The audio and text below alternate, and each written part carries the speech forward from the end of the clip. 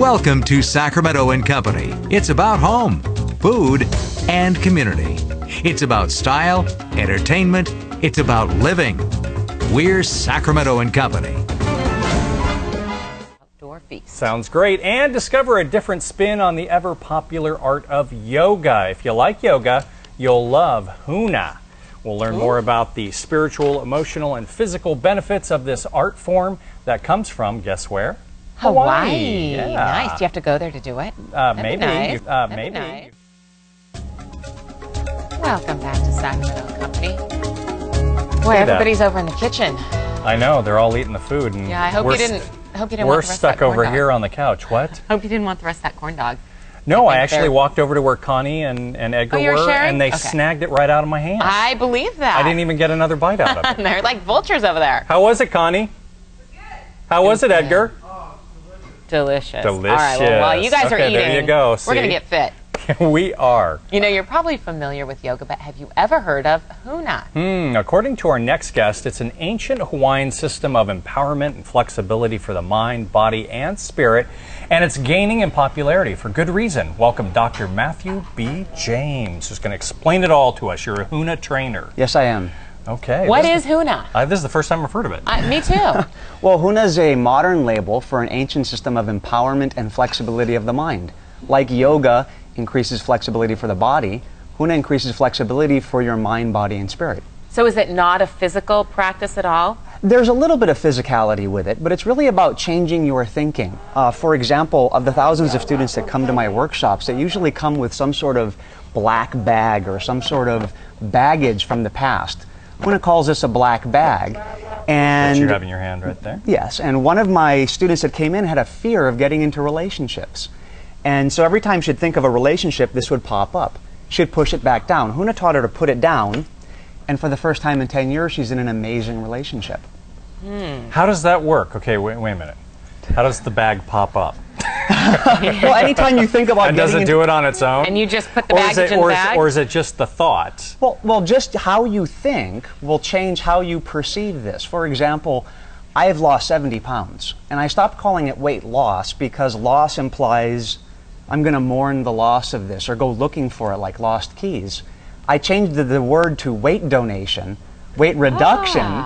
Donation feels good. That's nice. It changes the energy, and you can easily put this down. Now, before apple pie a la mode, I would be saying this is the last bite, and I'd end up licking the plate.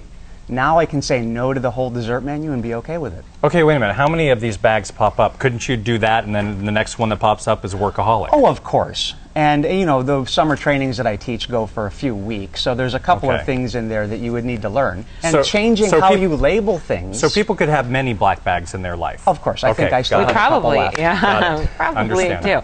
Okay, so I'm confused. How do you go from looking at a plate of apple pie a la mode to putting it down and calling it weight donation? Huna teaches that our words don't describe our reality, but they actually create our reality.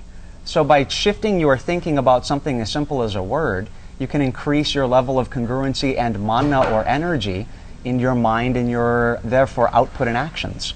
Okay. Okay, now breathing in yogurt. Yogurt. We never think breathe about in yogurt because you might choke on it, to and that would be bad. You'd have to put that in your black bag, yeah. Well, breathing in yoga is key, and there's something called Ha breathing. The Ha breath. Ha breath? Tell us about that. You breathe in through your nose, and you gently exhale from your mouth, making the sound Ha. We can do this together if you like. Can we? Okay. Sure, you ready? Breathe in through the nose, and exhale. Ha. Oh. That was close. See, I was Not to be confused with ha ha ha ha ha ha. And you do that about 4 or 5 times, it can increase your energy level. Do it for 5 or 10 minutes, and you can actually increase your focus and intention. And get very lightheaded, too. Very true. Very nicely done. One of the students that came to the summer trainings last year learned that, plus a lot of other techniques that gave him greater control over his energy. Okay, and you talk about being your own espresso? Yes. Well, by breathing, learning how to build up your mana, you can fill up your cup with espresso in the morning with energy, and you might need less things like coffee, caffeine. And students that have done this have increased their ability to produce better results in their life. Mana and energy is related to your finance, your money. One of my students who borrowed money to come to the trainings made $11,000 in the month of May, and he credits it to learning greater focus and energy. Wow. Gotta practice that breathing. Now, is Huna good for people who do yoga? Oh, of course. And they're linked somehow. Can you do Huna while you're doing yoga? You could, because there's breathing techniques, there's the way you focus, there's the way that you think. So how you label things, how you think, and how you increase your energy or mana will definitely help with everything that you do. Now, I know Huna is really gaining in popularity. Is this something that people are more often doing on their own at home, or do they do it in classes, like when you go to a yoga class? Oh, well, I teach classes. I recently taught one in Newport Beach for a large group of people. And so I go around teaching, and I teach people that they can take what they've learned home with them. And breathing and rethinking your labels is something that anybody can do anytime. Okay, so if people want more information about Huna, where can they go to read up on it? Hawaii. Pretty simple. Just say Hawaii. Just say Hawaii.